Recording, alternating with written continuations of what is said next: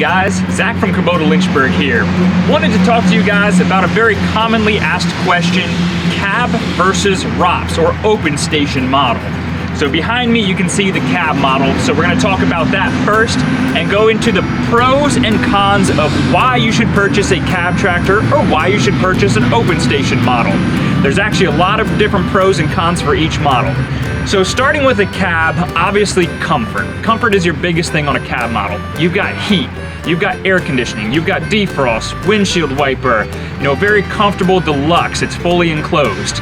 A lot of times people actually buy cab units not just for the heat and air conditioning, but for actually protection from the environment when you're working. So big thing is bees. Yellow jackets, hornets, if you stir up a nest on an open station, you better be ready to run and bail out of your tractor and go.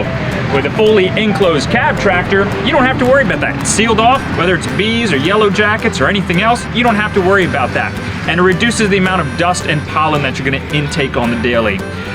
So that's definitely the main feature. You can also get things like radios installed on your cab, so it's comfortable to ride and listen, more relaxing and everything like that to it.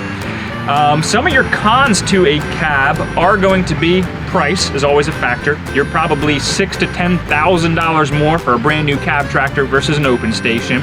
Some of your cons are going to actually be center of gravity. With this frame and this roof, with the more up high, you actually have a higher center of gravity, so hillsides and slopes, not as good.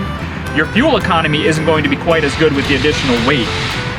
Your power on a cab model, if you're running up a hill with the AC blowing full blast because it's 105 degrees out, you are going to reduce your amount of power output. So if you're running a bush hog or a hay baler or something like that, a open station will actually provide more power to your units. It is more expensive to upkeep your extra filters for your AC filters and everything. There's more electronics to it, more stuff to a cab to go wrong, whereas an open station is more basic. So saying more basic is honestly one of the pros of an open station. Easy to get in and out, very visible with an open station. So here you've got your frames in the way. You've got all your big fenders and your fancy features that can be in the way of visibility and seeing what you're working.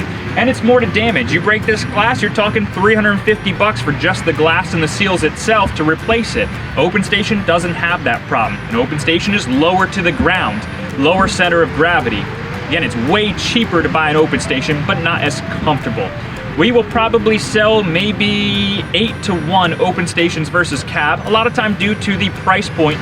But again, your application is the most important thing. If you're going through woods, you're going through steep hills, a open station model is usually ideal. Even with fluid-filled tires and wheel weights and everything, you have a different center of gravity.